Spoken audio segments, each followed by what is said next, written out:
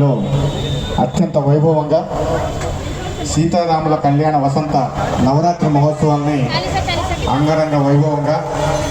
హైందవ సంస్కృతి సనాతన ధర్మం ఉట్టిపడేలా శ్రీ లక్ష్మీ మ్యూజికల్ అకాడమీ వారిచే చాలా కన్నుల విందుగా సాక్షాత్తు నిన్నైతే శ్రీనివాసుని యొక్క కళ్యాణం మనకు చాలా కనువిందు చేసి మనలో ఒక ఆధ్యాత్మిక భావాన్ని పెంచింది. ముఖ్యంగా ఈ బందర పండ్ల వర్తక సంఘంలో ఉన్నటువంటి సభ్యులు వారి కుటుంబ సభ్యులందరినీ కూడా ఆ సీతారాముల వారు ఎల్లవేళలా చల్లగా కాపాడాలని, అలాగే ఈ కార్యక్రమాన్ని వీక్షించే వారికి వినేవారికి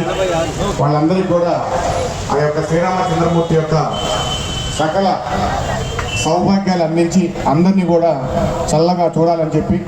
ఎందుకంటే సనాతన ధర్మంలోనే ఉంది సమస్త లోకాలు సమస్త జనులందరూ కూడా వారు ఎప్పుడూ కూడా సుఖ సంతోషాలతో ఉండాలని చెప్పి మన సనాతన ధర్మం చెప్పేటటువంటి యొక్క అంశాన్ని ఈరోజు ఇక్కడ కోనేరు సెంటర్లో చాలా అద్భుతంగా చేస్తున్నారు. బందర పండ్ల వర్తక సంఘం వారి 85వ వార్షికోత్సవం అంటే 86వ వార్షికోత్సవం అంటే అంత గొప్ప సంఘం అనేది మనందరికీ కూడా మన హృదయానికి చాలా దగ్గరగా. ఎందుకంటే గతంలో చూసే నేను నిన్న ఒక పోస్ట్ పెడితే మేము 50 సంవత్సరాల క్రితం ఇక్కడ చేసినటువంటి కార్యక్రమాల గురించి దాంట్లో పెట్టారు. చాలా అద్భుతమైనటువంటి నాటకాలు వేసేవారండి. కళాకారులు ఎంతోమంది ఇక్కడ వేదిక మీద వారి యొక్క